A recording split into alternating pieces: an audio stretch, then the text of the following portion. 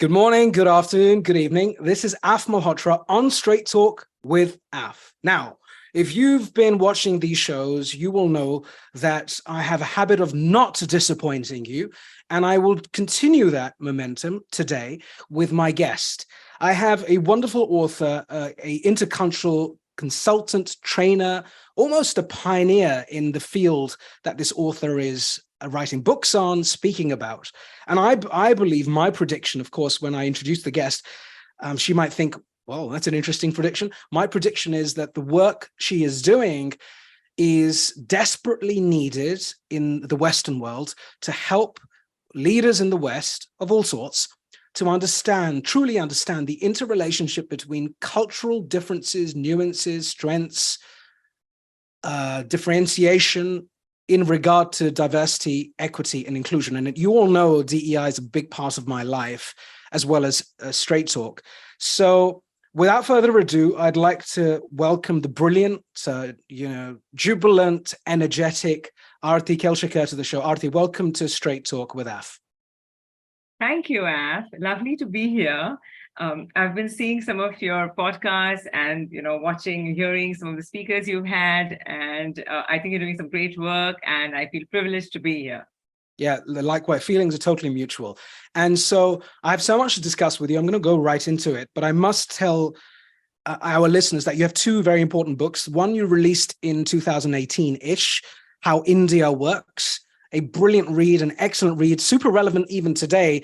And I almost threw something into Aarti a second ago when I said, maybe you should do an update on that book, given where India is today, many, many years later. And maybe she will. And her second book, the most recent one, of course, which is, I think, 2023 publication. Is that right? Yeah, that's right. Just recently, February. Yeah. Feb. Okay. So it's hot off the press. And in Hindi, there's a word taza. It's taza, hot off the press. So just fresh and ready for all of us. The book is called How Women Work. And it specifically focuses on women in Asia. So different countries in Asia. And it's a fascinating journey with, numerous case studies and stories to bring pragmatism and practicality to the concepts, which Aarti's brilliant at doing, to help one understand how does the woman in Asia think? Where's their cultural bias and or their cultural advantage taking them? What struggles do they go through? What accolades have they achieved? And so many stories. And I remember one or two which we'll talk about on this show. So today is about a mix of things, but I would like to, Aarti, first begin with you. You are the most important person here. Tell us a little bit about who you are, your life journey, and then eventually what compelled you to write these books. Okay, so I think, we all are a sum of our experiences, right? I mean, all of us, and I am too. I've been born and brought up in Mumbai, where I studied through school and college. And after doing my master's in finance, I worked in the space of regulatory compliance. Wow. And okay. Yeah, so I worked for a few years with the Indian regulator of capital markets, that's Securities and Exchange Board of India, and later in Singapore with a consulting firm that advised clients to comply with Singapore MAS regulations. Yeah, so it was all about, compliance, about structure, predictability, all of that. And I just went with the flow. Until we moved to Manila in the Philippines, moved there with my family. And frankly, there wasn't much compliance to speak of, for the first time.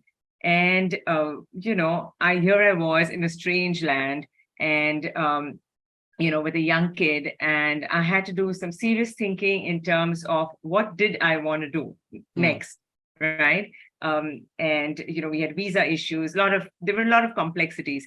And as I was considering several options, this Swiss friend, a colleague of my husband's, introduced me to the field of intercultural coaching. Okay, right. Something I hadn't even heard of until then. And it sounded interesting. I started doing a couple of, training gigs for expat families like us. And I thought, hey, this sounds like fun. Frankly, after compliance, I think anything would be fun. But it was fun. I always liked meeting interesting people. So, that was a given. And I always wanted to teach. So again, you're teaching adults here with the difference, people who really want to be in the room.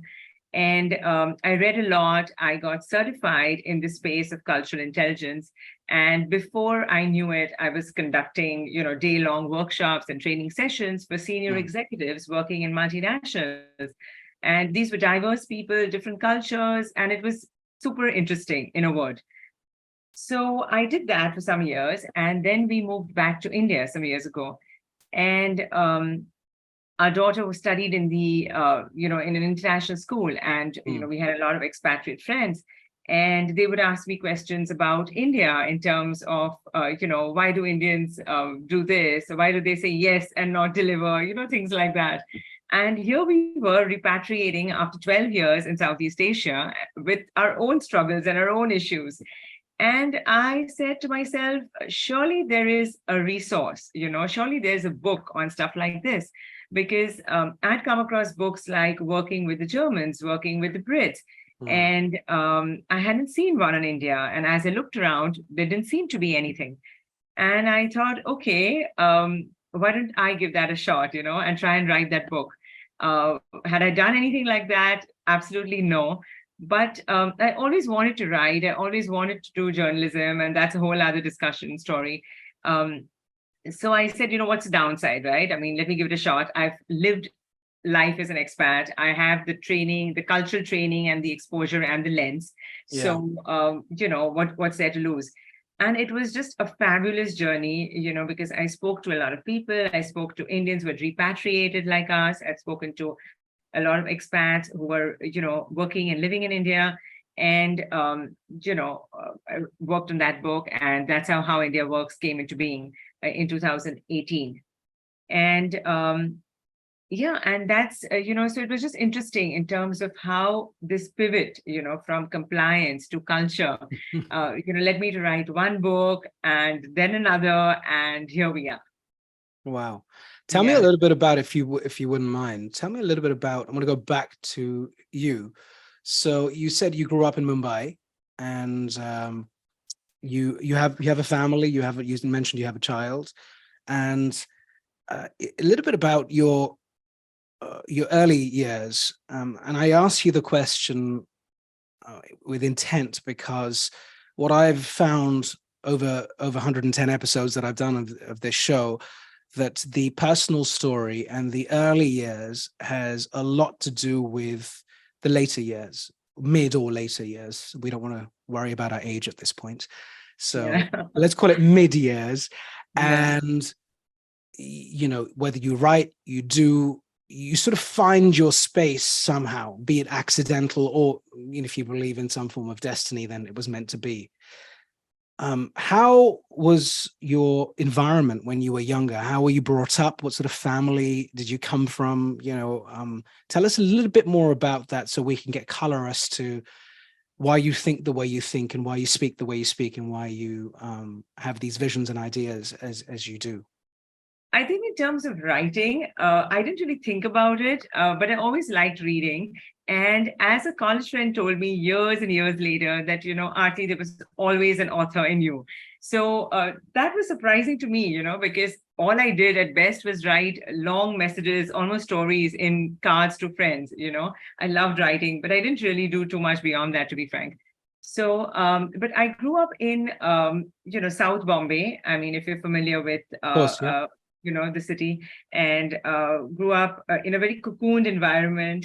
And it was a very cosmopolitan setup, and now today, when I look at India and what it's become, in terms of the polarization and the fragment, all of that, I didn't grow up with any of that. It was really nice. It was a very cosmopolitan building, our neighbors would celebrate Eid, and, it was really nice, a very nice feeling of diversity, in that sense. And so that's what I grew up with. I mean, the fact that I could really get along with, I thought at least that I could get along with, different kinds of people, and that everybody had something unique and something special about them. And there was always something to celebrate, in that.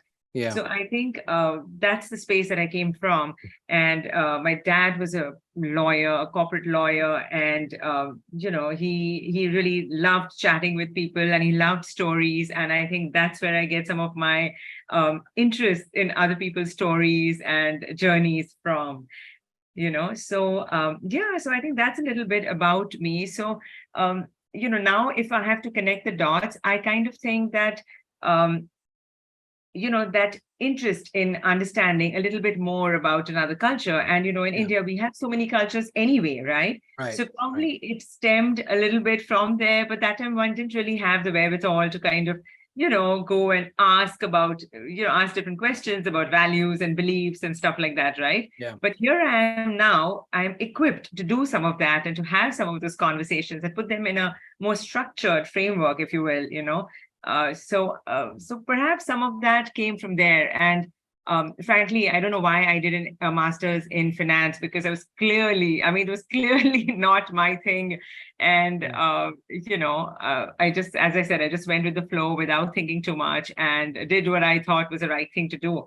Mm. But again, I think that also helps, because that attention to detail and all of that helped me when I was writing both these books. Right. Right. So I think while I do regret the fact that I wasted a lot of years then, I do think that all of that leads somewhere, right? And somehow, Yeah. you connect the dots and the universe conspires to make things happen. And Yeah. I think it's also interesting to have different perspectives and different exposure and different backgrounds, because it only adds to your persona and to your richness, right? So it's okay. I mean, I do have regrets, but it's fine. Yeah. Yeah, beautiful. It's funny, we have a few things in common. I won't go into it today, but so my father was also a lawyer in the Supreme Court in India many years ago before we moved to the UK. And as I connect the dots, I think about why I am the way I am, why I like the things I like, why I enjoy the things that, like this, for example, I get such a massive buzz out of it. Hence, I keep it going, because I also grew up in a family of communicators, thinkers, poets. We had people coming in and out of the house. We read all sorts of books. I didn't read any, but I saw other people reading them. So I Yeah. bucked the trend and making up for it now. And I think that exposure at a young age, it's fascinating how it has such a huge subliminal impact on who you become. And of course, you could suffocate that side of you for a while, but eventually it Yeah. does start to breathe and speak and survive and then thrive and blossom into something amazing, as we've seen with you and many other incredible authors and thinkers. So thank you for sharing that. And when we meet face to face one day, we'll discuss it much more in more detail. And I want to shift gears. I want to take you into this world of diversity, equity, inclusion for a moment. And I'd like to just set the scene, just for a short while. And where I'd like to take you, and of course, my job is to take you into new dimensions, not the same old stuff you did on the last podcast, of course, because you'll be so bored. So let me take you into a new world. So here's the context, Aarti. The context is that we have a new paradigm being created that I think most would agree with. And I'll sum that up. And the paradigm is as follows. The globalization model that we have survived on is eroding or nearly evaporated. And a new type of economic and geopolitical paradigm is being created. And we won't comment on that today, but we all are aware as to what that looks like. And I will say that one way of defining that is what we refer to often on this show, which is thinking that's come out of one of our ex-guests, who is a gentleman called Mark Stallman, so I'll just call him out. And the thinking is, with the sort of headline, 3 spheres. And the 3 spheres are East, Digital, West. East, Digital, West, like a sandwich. And the point there is that there is a rise of the East, there is a decline of the West. I'm not going to use any other diplomatic word, and we can unpack that. And digital, right in the center of it, is one of those key, drivers. And who invests more in digital, who rolls digital out at the right time to do the right things, who adopts it in the right way, would probably have an unfair advantage. Okay. And Asia, or the East, which of course, I hate to just say Asia, because it's like when certain people say Europe and they throw UK into it as well, and all the European countries. It's kind of, or you say Africa, for crying out loud. I mean, there are many countries in Africa, and they all have cultural nuances, as you're aware. So when we do say Asia, we are talking about the countries in Asia that are dominant: China, India. You have the Philippines, you have Indonesia, Vietnam, Singapore, and various others. And so, given that's the background, one of the issues that is hot, and rightly so, is diversity, equity, inclusion. In fact, it's a market that's growing from 10 billion today to 30 billion by 2030, according to World Economic Forum and McKinsey. There's some good research done in that area. We hope that it'll increase at a much faster rate by that time. 30 billion may not be enough. With a recent report that I released, that I published, on my LinkedIn post it's a report from Statista, which suggests, it's awful, which suggests that the gender gap and the gender parity has gone downwards. So it's declining. We're not making the progress that we had expected to make. Something along 169 years to get gender parity, economic parity. It's disgusting. And, for my institute, I submitted for some grants literally 3 weeks ago, and I referred to the 151 year time. It's going to take 151 years to get economic gender parity. It's now 169. Insane. And so we think we're making progress, but I'm not sure. And you know all about the funnel of why a woman comes into the workplace but actually gets stuck at whatever level and doesn't see those big senior roles and opportunities for a variety of reasons. Now, where I'd like your perspective is Asia. And, and it's a big topic. So, let's focus and hone in on what are your biggest takeaways when it comes to diversity, equity, inclusion, with your learnings, your case studies around different stories from Asia. So I don't want to just say Asia. So you pick whatever country you want to start with, and then you end with whatever country you want to give us the final example on. But let's get a bit of a flavor of how it's done differently in Asia and why you are optimistic about Asia when it comes to DEI. So I'll just throw you that mantle. Just give some context and then kind of get into what you've just asked, right? And before I do that, I really liked your, visual graphic, in terms of East, West, and digital in the center, because to my mind, it was almost like digital is the bridge, between the two. And I think it's people like us, also who play that, that role, right? In terms of whether we write or whether, you interview people and you speak to a lot of people. So I think, whether one does it in whatever capacity, I think it's immensely relevant and topical and really, really important in today's context, right? Because we really want to increase that understanding and facilitate that conversation. So I completely get that. And I think that's really my motivation to write this book.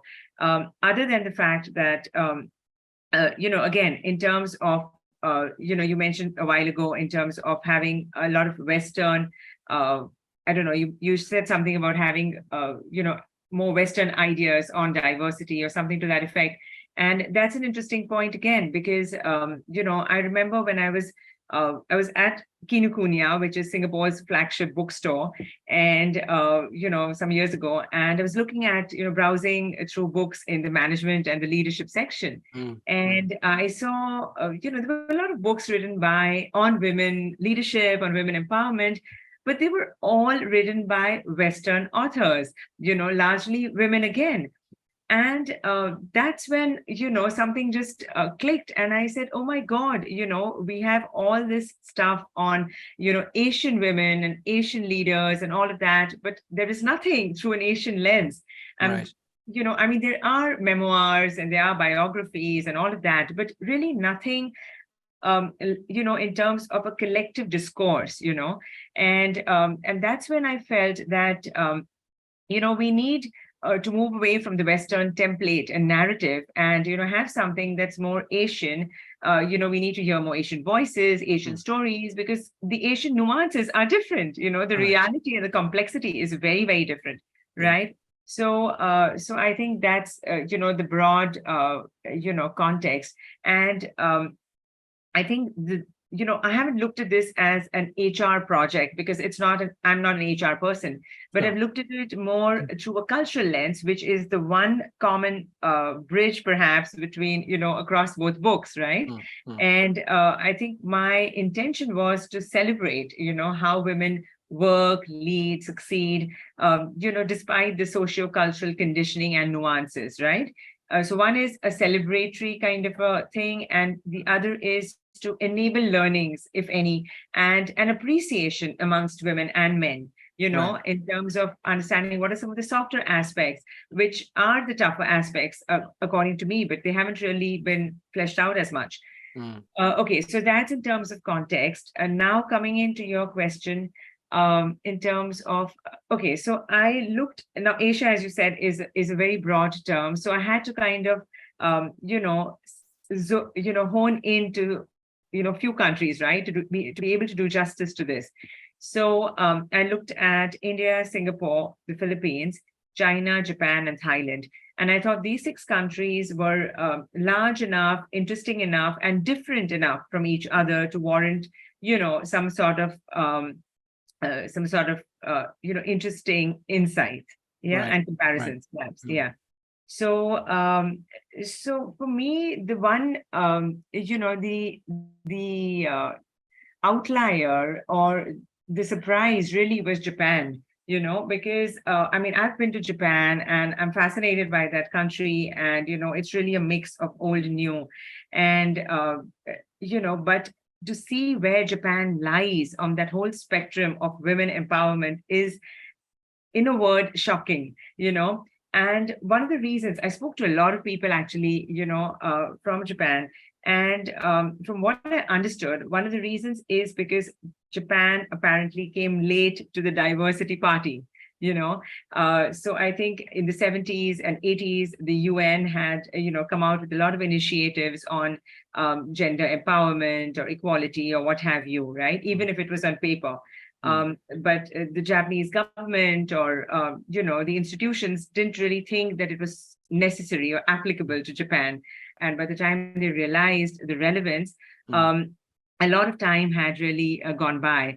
And Shinzo Abe, the prime minister, had launched this scheme of women omics, in 2012, to kind of have women parity. But frankly, I don't think it did a lot to move the needle. mm. Yeah, and it was really a surprise to me in terms of uh, you know the things and the statements that were being made and the mindset and the biases, right? So, for example, I read a New York Times piece on how, quoting a Japanese person saying that, oh, in Japan, men do work and women do housework, things like that. So it's also one of the lowest in terms of the G7, industrialized nations in terms of where they are with the World Economic Forum rankings, right? Mm, So there's a lot to be done in that space, but it's very interesting in terms of how women then, in that context, how have they, led and how have they navigated some of these biases. And it's again interesting because you have two types of leadership when it comes to women broadly and very simplistically speaking. So one is, initially women had to be more autocratic, almost, very strong, yeah. very, because they had to kind of come out and, show that they mean business and they weren't just people who were, young girls who were serving tea and coffee and sushi or whatever. Mm, So they had to, come in there. So that's a very autocratic kind of leadership. And now over the years, they've softened it a little bit. They've kind of, I wouldn't say authentic completely, but people do realize the ecosystem now does realize the importance of having women. yeah. If only to tick the box. And so there are, the leadership is kind of toned down, a little bit. But Japan is a very interesting study. Then you have countries like Philippines and Thailand, which are on the other side of the spectrum, right? Mm, And we mm, lived in the Philippines for 5.5 years, and it's a really nice place to live in. Lovely people, and so the Philippines is almost matriarchal. So women go out and work, and they do their stuff. we had a helper, who was, a Filipino, and it's very common for them to, go out and leave their kids to be taken care of by their family, something that's unheard of in India, right? Especially at the lower end of the spectrum. So it's a very different approach. It's like, okay, you go out and you do your thing and you earn and you're the bread winner, right? So it's a very different mindset. And but even so, there are not so many women leaders. You would then think that there are lots of women leaders and, all of that. Again, it kind of peters down as you go up the ladder for different reasons. So that's the Philippines. Thailand also has a lot of women. And again, it's a very soft, it's a feminine society, as per Hofstede's dimensions. And, people are soft, they lead with humility and respect and all of that.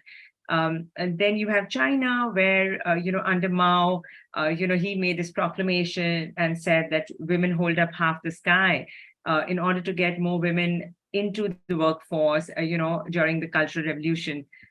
So in a sense, it's almost mandated, or it's almost accepted that, there will be a place earmarked for women, and it's totally fine. And there are a lot of women who work in China, but I think the reality of, the cultural reality that women are still expected to bear the brunt of family and responsibility still holds true, right? So it's not as easy as black and white.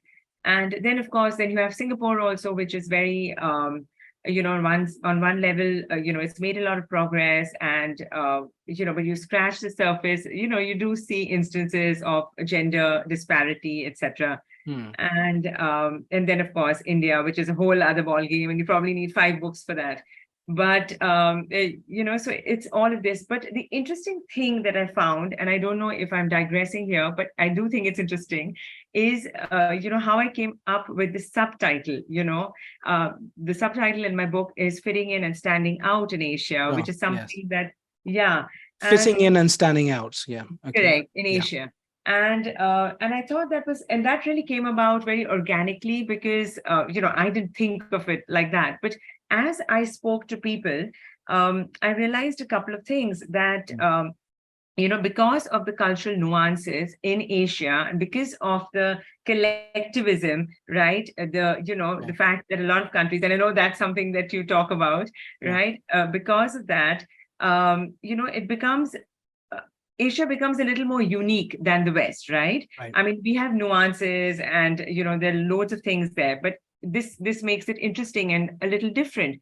And, because, for example, if you look at Japan, right, it's a collective culture where sticking out is not celebrated. So if you come trailblazing, no one's going to say, wow. What they will appreciate is, harmony and conforming and doing the right thing by everybody.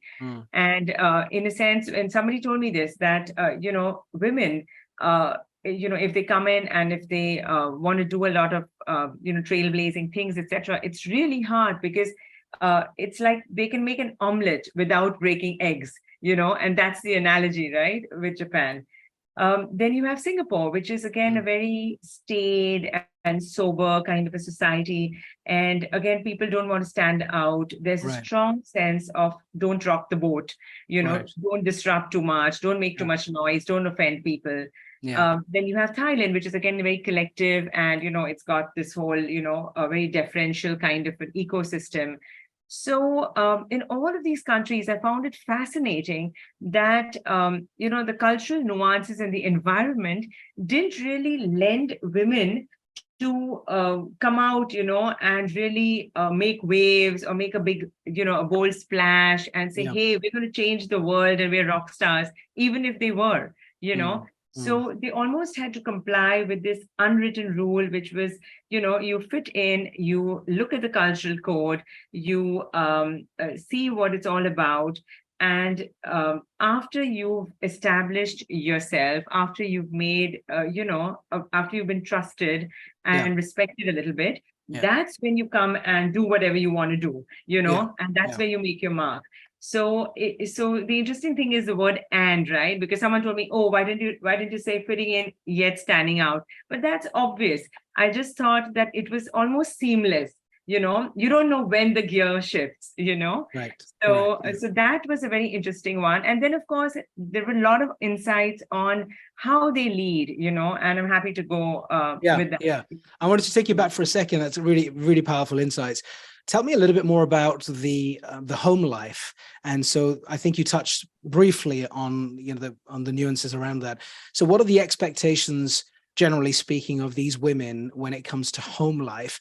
Because I'm very interested in the shape shifting, you know, those different incarnations that you have to go through. Like you have to wear all these different hats rapidly, you know, Yeah. you're going like this. And you know, what is the expectation of a woman? You could go through those countries very quickly. In these countries that you found very intriguing. So to be frank, I didn't get into a lot of detail about the home life, okay? Because Okay. I had a sense from having lived, you know, in this part of the world, Yeah. and B, you know, I was focusing more on the working and, you know, that Mm. portion, right? So, but what I did think was that, you know, in many, I think in all of these places, right? Women are expected to do, you know, regardless of your position, regardless of your role, Mm. regardless of your success, women were expected to, you know, do the lion's share of family, home, hearth, Mm. right? All of Mm. that. Mm. There are exceptions, but then those are, you know, dependent on the family in question, right? So, I mean, that happens in India as well. But broadly speaking, you know, so women are expected to come home and, you know, check in on the kids, and, you know, maybe in Thailand they weren't expected as much to cook, for example. Right. In Singapore as well, that expectation is not there, but then that's not a societal expectation, right? Because you come home and you know, just pick up something from the food court and eat that, or go out Mm. for a meal, right? So it's Mm. not very in-house cooking like it is in South Asia. Mm. So but other than that, there is an expectation that, you know, that subtle expectation, especially in places like Thailand, where you know, women can do whatever they want, but ultimately they, in a very subtle way, they do defer to the man's job and the man's expectations. So, Right. for example, I spoke to a lot of HR leaders who felt that if a woman was given a promotion, asked to, you know, go outside Thailand, right, on an international move, she seldom accepted it because she didn't want to leave. You know, she wanted to be in that country with her husband, Mm. and also, you know, perhaps not upset that family dynamic and balance, you know. Right. Right. So Very that interesting. was, Yeah. yeah, so that was interesting because you could do whatever you wanted to do in that country within those borders, but then suddenly a move outside wasn't, you know, kosher. Mm. And the Philippines, of course, is the exception, as I just told you, right? I mean, that was the clear exception. But other than that, all these countries, you know, and in some places like Indonesia, you know, like in India, women were expected to be super women, you know, come home and do everything, manage the home, manage the hearth, and Mm. then go back and, you know, do a great job at work as well. Mm. So there are these expectations for sure. But what I did think was different from, you know, just if I have to compare India with some of these countries, what I did think was interesting was that Southeast Asian women didn't seem to, you know, uh, have this gender mindset. They didn't wear it on their sleeve as much as is the case in India, you know. Mm. So Mm. they were like, okay, these seem to be the nuances. Mm. I'll focus on my job, you know, I'll look down and plod and do whatever it takes to get to that level. So Mm. there wasn't much of whining or complaining, and it was more solution focused, you know. So Right. that I Interesting. found very interesting. Mm. Yeah. They, you know, so it wasn't like, oh, okay, look at me, you know, look at what, you know, look at the expectations, look at my life, you know. So that it wasn't that. And I thought that's interesting. And it's a great way to, you know, focus less on the problem, as it were, right? Because that's not Mm. going to change. That's not going to really go away. I'm Mm. not saying that you don't address it, but there is a time and place, perhaps, right? Mm. And, you know, so they seem to do a good job of that. Mm. And yeah, so I thought that was one clear difference that I Yeah. felt. Yeah. Yeah. And we'll weave in and out. And so when you think about leadership styles, because we were talking about that now, when you, if you go back to the management thoughts on leadership. I mean, there's some, square peg round hole work going on here sometimes. The history of these countries, how they became these countries, what atrocities they went through or what joys they went through, does have a role to play in terms of the epigenetics and how people end up thinking, how people end up, living their unconscious biases.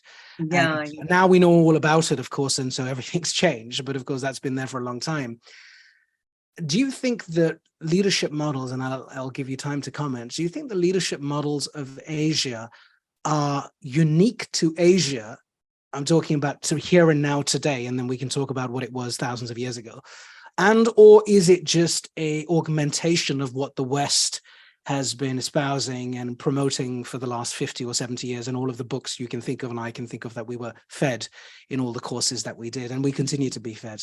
What is your view on that? Look, there are certain leadership traits and attributes that are applicable anywhere in the world, right?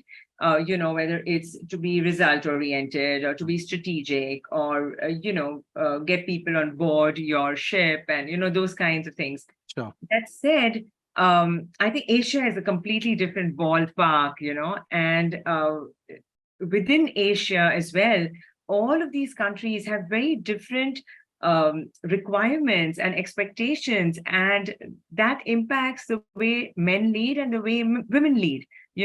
So it's very interesting, and which is precisely the reason for writing a book like this, right? Because it's not just about women leadership, it's also about general leadership, what works, what doesn't work in these places, right? So I tell you, for example, and I think that's an anecdote I have in one of the chapters, there is and this did actually take place, and I think a lot of people living in these countries have these experiences of how somebody in the West, an American leader or somebody, will stereotype Asian leadership as being, oh, that's an Eastern style of leadership, Right. Oh, this person doesn't have the aggression, doesn't have the assertiveness, I mean, he's just too passive, right? And that's very, very common. And the reason for that is because you're looking at it through your lens, but it's so different here because of the dynamics. Yeah. It's not that he's not aggressive or she's not assertive.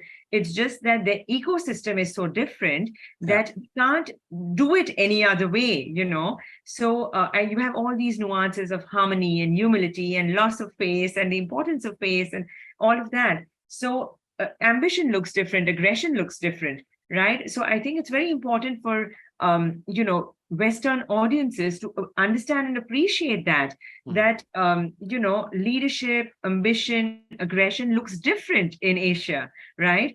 So that's one piece of West versus East. Then you have things like hierarchy and how it impacts things like confidence and control. In general, okay, because of the inbuilt hierarchy, because of the education system, leaders in all of these Asian countries are afraid to make mistakes, right? People are afraid to make mistakes, they're afraid of failure. So there is, in general, very, again, simplistically speaking, there's less confidence and more control, okay, which means that there is more micromanaging and all of those, different manifestations. Yeah. So again, that is very uniquely Asian. Can I interject for a moment? Yeah. I want to throw a dimension into this. Just, we don't have to discuss it, but I'd like you to reflect on it. If you look at the Indian economy right now, in India in particular, it is becoming very quickly one of the popular homes of the startup ecosystem, global startup ecosystem, and mimicking many of the patterns of Silicon Valley and the Western startup markets. And I've been going, and I built businesses there, and I've been going there for many, many years, and I've seen it progress over the last decade and thereabouts. To build a startup as an entrepreneur, you have to have the appetite for risk, right? Yeah. Generally speaking. Again, I take a Western mindset, but you generally have to, as an entrepreneur, take on risk and do stuff that other people aren't comfortable doing, buck the trend, make friends with uncertainty, as I say, and so on and so forth, right? That's kind of consistent all over the world. There are 103 unicorns in India. These are companies worth over $1 billion. And during COVID, about 30 or 35 were added to the mix. Yeah. Without going into analysis of who they are and what they do, how they got funded, let's assume that, of course, they're following some form of a predictable pattern of growth. Venture capital money, angel money, venture capital money, more venture capital money, da da da da da. That is all about risk taking. So I want to throw that into the mix just so I weave you out of this for a second to allow you to comment on this dynamic, because you are right, it is there is not a lot of risk taking. But is this something that you've noticed is a game changer or fresh to see that you think is going to change the corporate culture? In India? Yeah, in India. Yeah.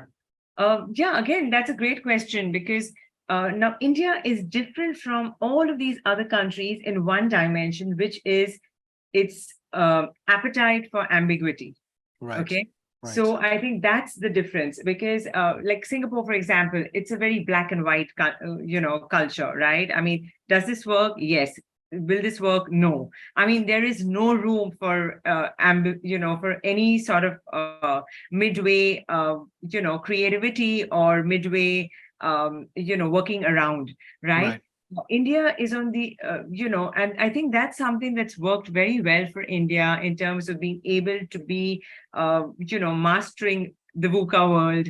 And I think something that has helped, that explains some of the success of Indian leaders, right? Wherever they are, in the West, because they've got used to working in absolutely unstructured context, and then they go to a structured environment where it's a breeze then, right? And they've they can do that, and they're used to being creative, seeing how different things work, whether it's jugaad or whatever, right? So I think in a sense that is innate to a lot of Indians, right? I think the appetite for ambiguity, along with this whole thing about this approach to risk, especially amongst the younger generation, right? Which is the entire startup world and the community, I think. So Sure. I think that is perhaps, that perhaps explains why they do as well as they do, right? So I think that's one thing where, we are kind of different in a sense from some of these markets. The other place that we are very different is in terms of how we are, how we communicate, right? I mean, a lot of people have told me that, how do you speak, the way you do, or how do you have so much energy? And I don't think it's about me, it's about Indians in general, right? Yeah. And I tried telling them that, okay, we were colonized and stuff, but frankly, a lot of countries were colonized, So, so I do think that, of course, it's a very small percentage of, elite, privileged Indians who had that kind of access to education. Yeah. But the fact remains that we did, and we are able to communicate and articulate better than most others. And that is something that sets us apart, especially in Asia, right? Right. So I think these are two things that work in our favor. What I do think is with the younger generation, and I see a lot of it now as I come back, as we move back to India, is that I don't know whether they have the resilience. Resilience is something that I think a lot of Indians have, at least in my generation. But I don't know whether they have the resilience, the long-term view, and the discipline, and the perseverance that it takes to make something really happen. Can they go the distance? I don't know. So that's something that I think about, often. But I think only time will tell, right? Yeah. And it's a great point. And going back to that diversity piece, one of the things I find interesting is the dynamics of the country. Now, if you look at, we're just talking about India for a moment, you look at the 1.4 billion population now crossing China. I always say, I think you say something similar. I tend to describe India as a melting pot of contradictions, oxymorons, and dichotomies, and don't try and understand it in one, experience. It's got so many different faces. Yeah. Now, when you think about the role of the corporate and businesses that are becoming more and more mature, more and more developed, more and more structured, because they are listed companies, more and more listed companies, more and more IPOs, and so on and so forth, there is much higher, going back to your old days, regulation and compliance there, where you do have to follow some rules, unfortunately. And so one of those very important aspects of rule following today, which hopefully will become default in the future, is diversity, equity, inclusion. Now that plays out differently in the West because of history, the kind of racial backgrounds of the West. There's mass migration of people from different, countries. They look different. Yeah. They speak different languages and so on and so forth. And the capital cities of most of these Western countries, London being one of them, is like the mecca of all of that, cosmopolitan life, like you have Mumbai and Delhi and various other places, Bangalore and so on and so forth. So, but of course, diversity in India is different, isn't it? And it's super complicated because there's so many different nuances around diversity, equity, inclusion. Yeah. I'll give one context, which is a negative, and one positive one. A negative one is the role and the focus that's been given to people who have physical challenges or who are challenged physically. Yeah. Visually impaired people who are physically challenged and so forth, who need wheelchairs and so on. The facilities for those people are, I can't think of any other word, but despicable or appalling, right? Correct. And I discovered that there were about 100 million plus of these people in India through one of my friends who is a pioneer in this domain. And you wouldn't even know that they exist because they've been ostracized and they're stuck at home. There's a lot of taboo. It's only COVID that helped them to get online and start doing, Fiverr work or people per hour work and so on and so forth, and find some purpose, find some from existence. So that's the dark side. That's a really terrible side of it. That is telling. The positive side is, like you said, the sort of the role of women.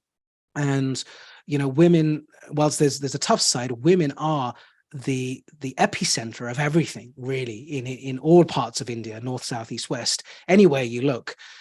And whether it's the prime ministers that we've had in the past, the CEOs of companies, the CEOs and leaders of companies who've gone internationally and are leading, like good example is Lena Nair, the CEO of Chanel, not even a tech company anymore, right? And we're going into non-tech spaces and so on. So it's such a mix of so many things. Tell me a little bit about, you seem to have moved back to India after your various experiences.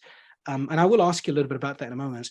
Tell me about your vision and your view of where things are headed when it comes to DEI in India, the good side and also the side that you don't feel so happy about. So you're right. I mean, firstly, when you mentioned about, the dark side of DEI, right? Because I do think on one level there is empathy, and another level there is complete apathy, right? So again, the dichotomy, and but I do think that organizations are now doing a little more than just ticking the box in terms of DEI, right? So I think it's very common to see organizations prioritizing, hiring and recruiting people from different profiles, right? But it's not just about diversity, right? I think where they need to focus is the E and the I, correct? And the inclusion part is particularly tricky because you have to, a lot of organizations are looking at, KPIs as part of the, affirmative action piece. But it's really so much about, creating that culture of openness, of respect, of trust and transparency, right? And that's where the rubber meets the road, really, right? Because, some leaders are genuinely committed, and that is telling. But many are not, right? So I think, but I do seem to see more instances of people going beyond just lip service. For example, I just did a talk at Henkel, which is a German multinational, and it was so nice to see, a lot of men in the audience being very, very engaged, asking a lot of very interesting questions like you are. And you can tell, when somebody is involved and as opposed to just being there. And a lot of women were, employed on the shop floor, and these were showcased. And that's great because visibility helps, right? In these kind of things. Right. Then I was talking to somebody who works with one of the big four consulting companies, and she was telling me, in fact, as we were talking, a message flashed on her screen about this panel discussion on for LGBTQ, and I was asking her, I said, is this just like a tick in the box, like people say, okay, we'll do this once a quarter And, so she said, no, surprisingly, they didn't realize that they had a community, There we and go. There we go. Yeah. yeah. And she said that people go there, and she said, look, they don't shout from the rooftop saying, hey, we're going for it, but they do attend it, and they come away looking very pleased and happy. And in fact, just today, she sent me some pictures, and it was so heartening to see, because that's not easy, right? Especially in the Indian ecosystem, to come out with and seeing pictures of, people holding hands or whatever in a corporate context, right? Knowing that people are going to be talking and all kinds of things. And she was saying that, funnily, people aren't even, commenting as much, or, people just prefer not to get into this, which I thought again was refreshing. I don't know whether that's the case across. I mean, of course, we're talking about a very small percentage of highly urban, highly, elitist organizations, right, in terms of the big four. But it's a start. I mean, who would have thought? I mean, a few years ago, I don't think stuff like this happened. So I do think there has been a lot of conversation around LGBTQ, around gender, of course. So I think we are moving in the right direction. But frankly, this is India, right? I mean, you take 2 steps forward and then there'll be 1 step back, So I don't think we should be jumping for joy and saying, okay, this is great and this is progress, and we're going to shorten that divide by 2025 or 2030, because I don't think that's happening. But I do think people are getting more cognizant, are getting more aware. And I think as long as we have more conversations like this, that's a start, right. Yeah. In fact, it's so funny, because a lot of men have actually come to me, and this has been a surprise, okay, more than the women. A lot of men have reached out saying that, when I read your book, I actually thought about all the women that I've worked with, and I realized some of those issues, like, how do they build trust or credibility or influence? And they were like, we didn't even understand that or relate to it, So I think these are some of the many ways in which we can get other people to engage and understand. So as long as we keep having these conversations and being inclusive, I think we're on the right track.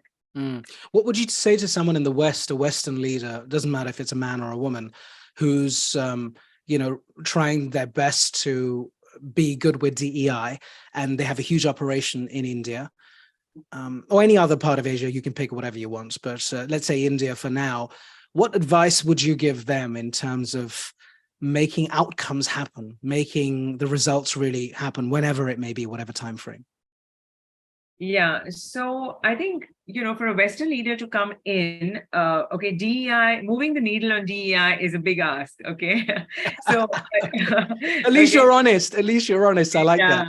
Yeah, no, absolutely. I think that's, frankly, I think that shouldn't even be a number one priority, okay? Because you've got so many others coming in, right?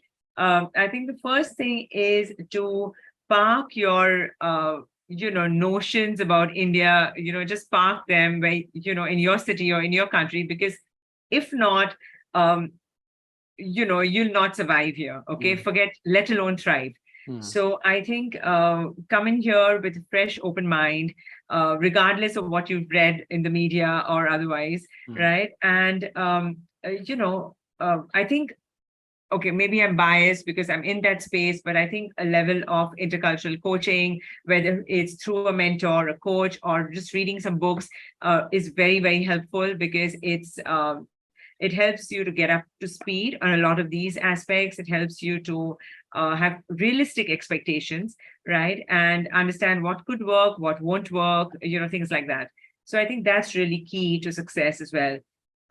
So assuming that you have the drive to make your stint a successful one, assuming that you have the openness and the flexibility, then I think some things that one should prioritize is, just connecting with people, building trust. Yeah, that's a very, very big one in Asia, and certainly in India. Because you can't work, in from the corner office and think that things are happening. If you want people to tell you, to share bad news, if you want people to approach you with problems, you have to be, approachable, and you have to be sensitive. And I think the other piece is, I mean, there are so many, right? So many issues, but I think one is building trust. The second is, um, understanding and accepting that it's not black or white. Okay, I think it's gray, lots and lots of gray, and be okay with that. And in fact, saying that okay, things will go wrong, and I should have a plan B or a plan C. It would be really foolish to come in and think that everything is going to go on track, because it won't. So I think that's a big one. And I think just going with the flow and enjoying whatever the city has to offer, which perhaps in Bombay or Delhi is maybe difficult to find, but just going with the flow. But I think these would be a couple of things. Yeah. So adaptability, flexibility. So leaving your biases somewhere else, like come fresh. Adaptability, flexibility, and then plan A, plan B, plan C, maybe plan D. And yes, because, and of course, that's very new to someone who comes from the West, unless you experience parts of the East. And I would even argue, go as far as saying, even if you have been in the East, it depends on which part of the East, because the scale, size, complexity of Singapore, Japan is different to India.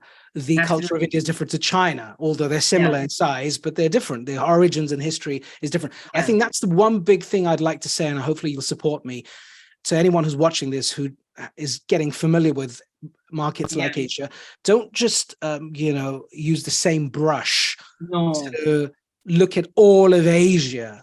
Hopefully we don't get to that point like we have with Europe, in support of Europe, because these countries are very different, similar, but different. As you quite rightly you've put it, you've clustered it because geographically, proximity-wise, they're sort of close by-ish, but actually they're different. They look different. They speak different languages. They eat different food.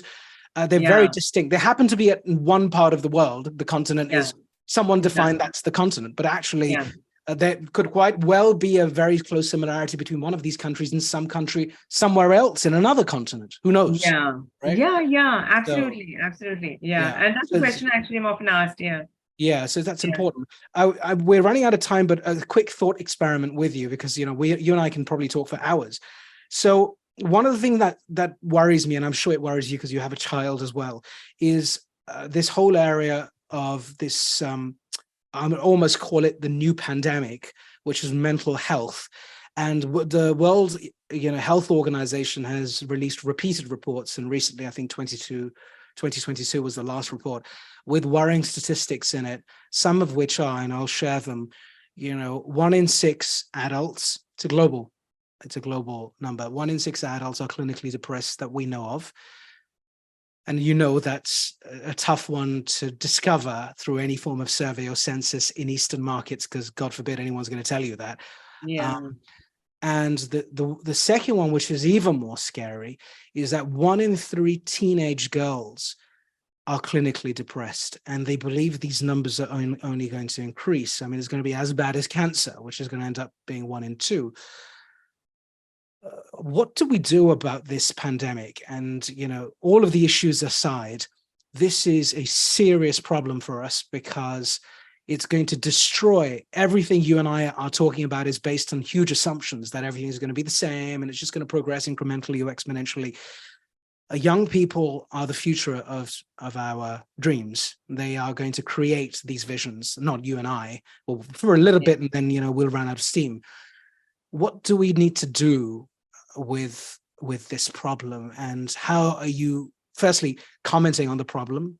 Secondly, have you thought about what could be done? I don't mean a series of solutions, but it's a thought experiment, and I'll share my view, and we'll wrap up the show from there on. I do think it's important for the younger generation, given their interest and perhaps obsession with digital devices, that it's important to see people and in flesh and blood, and connect with them and do stuff with them, right? Because they're so easy. I think the default mechanism is to just be behind that screen and to be comfortable with that, right? So I feel that, I mean, as a parent, my advice has always been to kind of you can do your thing whenever, but just go out and connect with people and have those friendships and have those conversations, right, with people, because that's healthy and that's important, for our mental well-being and sanity. So I think, I think that's a very small piece of, you know, conversation, or, something that I feel very strongly about. And the other piece that worries me about is in this whole thing is the resilience piece, because Yeah. I Yeah. feel that they're very fragile, also because this generation has perhaps rightly or wrongly got a lot of things on a platter, so they've not really had to work hard. They've not really faced, the challenges that we've faced. So, so at the slightest, point where something doesn't go their way, it's horrible. Mm. So I do think that I do think they need to have more of disappointment in their lives, and Mm. then find the ways and means to deal with that disappointment. Now how they do it, I don't know, of course, Mm. but I do think that's important, because they need to have some sort of a toolkit, to deal with some of these things, because you Yeah. have to be resilient, and life's going to throw a lot of curveballs, right? As we know. So I think these are the two things, but perhaps there is a common thread there in terms of just, connecting and, finding solace and making friendships, and finding some interests that sustain you, other than digital stuff is Mm. my thing. Yeah. Mm. I don't know if that's Yeah, the no, you're answer you're to you're your bang on. question. And when you look at Western society today, we have our own challenges. I mean, we have a loneliness minister. We Yeah. have a department for loneliness. Yeah. As funny as that may sound, we actually do have a department for loneliness. And Yeah. this is where the individualism versus collectivism subcultures come into play, where Yeah. the challenges that we face in the West, especially indigenous people of the West, and maybe even people who've migrated, who've changed their sort of family structures over time, moved away from their families, been busy with work, got a big job, taken the entire family structure, moved away from the grandparents, moved away from the Yeah. siblings and so on. That happens more frequently these days in the pursuit of ambition, right? In Correct. the pursuit of a better life. And that's a bit of a Yeah. funny one, because the relativity kicks in. In the old days, it was, I had nothing, so I want to be an economic migrant. Now I have everything, but I want more. And Correct. so human beings are mad sometimes, insane sometimes. The thing that concerns me is the role of digital. And you talked about the addiction to digital and apps and so on and so forth. And as augmented virtual reality and these sort of alternative realities in the Yeah. metaverse start to become default, it appears, whilst the jury's divided, of course, so some say it's the way forward, some say it's dark and you're destroying what it means to be human and so on. And finally, most folks on my show who are 70 plus in age, who've been in technology, big hedge fund managers, people who've made big waves in their past life, are now telling me to be cautious. They're like, my message to all of your guests is be cautious, be human. Do Yeah. simple, basic things that make us human. Drink a glass of wine, go play with your kids in the garden, Yeah. be outside, do everything you can to take them into human environments, Yeah. Yeah. with Mother Nature and so on. Yeah. And many factors have destroyed that, but that's another conversation. I raised this issue because no matter what we discuss today regarding women at work, India at work, the West at work, diversity, equity, inclusion, these issues, I would say, fall into the Maslow's new hierarchy that Maslow would have created. Not Wi-Fi and not mobile, which people joke about. Oh, the next thing is Wi-Fi at the self-actualization level or basic level. Food, shelter, Yeah. Wi-Fi. Jokes aside, I mean, I get it Yeah. as a utility. Our state of mind and our next generation and their ability to come out of these ruts. Call it fragility, call it they're not so resilient, call it they don't know how to make friends with uncertainty. But we are the custodians, and maybe we're at fault. And so if we're the perpetrators of that environment, we also then have to be the remedy makers, the shamans who come in and fix that. Because I don't think we can just comment on it academically and say, hopefully it'll sort itself out at some point. So I'm starting to think more about this. And all the good work that I'm doing, I think now is giving me a wake-up call, because I have a young one, 4.5, girl, boy, 2.5. I had my kids a little bit later. And I worry about them because I'm so close to technology. And I know certain things are unstoppable, right? Yeah. So I am trying my best to ensure they have the right values, they are resilient, they fail, they fall over. I don't always have to pick them up. Sometimes just Yeah. they lie there until they discover that they have to pick themselves up, like you and I Correct. have had to do, Correct. and reinvent ourselves. Because God Yeah. forbid we live in a society where what you have done with your books and moved to another country, moved back forth, decided to go off your own back to make something happen. That's wonderful. That's so inspiring. We don't want to lose that. And it shouldn't always be about, building startups, which is related to economic monetary gains, which is also a little bit frustrating. So as much as my request to you, my pledge to myself and my request to you is, if you ever speaking about this, which you will, of course, how India works, how women work and so on, I would request you to put in mental well-being as a very important aspect, or maybe do your research on that as well. Maybe for your next book, I'm sure you'll keep writing, because this is a very important theme and it's not discussed. It's a taboo in many countries, Asia as a continent included. So, today has been amazing. It's been epic. I've really enjoyed this dialogue, and we've meandered into so many different alleyways and pathways and gullies and so on. You've educated me on so many aspects of mindset and culture of leaders in Asia. And I, wasn't aware of some of the nuances of different countries, which I now know. And there is so much more in your head there that we need to take out, which I have some ideas about. But please share with me and with the guests how you feel the last few your moments have been with us having this conversation. What's your feeling? What's going through your mind right now? And please share that sort of input and feedback with me. I would really appreciate it. Oh, okay. I would love to go on, Af. So it's been fascinating. I mean, initially I have to say, I was a bit apprehensive because, we didn't have questions. It was going to be unscripted. Yeah. And, as a person, I like to have, questions, and I like to prepare. And, I'm one of those. And I was like, oh my God, but I've had a fantastic time. You've asked me some very, insightful questions that dug into my past and childhood, for example, that I, didn't even think of, right? And so as you said, we went into a lot of alleys and, places and covered a lot of ground. And I'm grateful for that. And thank you. And it was a fantastic, organic chat on a deep level, right? We went into, it wasn't just surface level. We went, we dipped into a couple of things, and it was very interesting, very insightful for me as well, especially your last point on mental well-being, and something I will think of going forward. And absolutely, keep doing this fantastic work that you are. I mean, I don't know where you get all this energy and drive from, but that's amazing. You get it, the same place you get it. Yeah. And, so keep doing this, and, hope to stay in touch. Yeah. Thank you so much. It's a real pleasure. You're doing some wonderful work. You're inspiring, you're energetic, you're making a difference. And I think you need to continue and not stop here, of course, and continue making a difference to people. And, I think we might even have some people in common that I'll talk about after I turn the record button, press the record button off. So thank you so much. Listen, Straight Talkers, I hope you enjoyed the episode today. Click on subscribe on the bottom left or right, wherever you see it. And we'll be back again very soon with another incredible guest.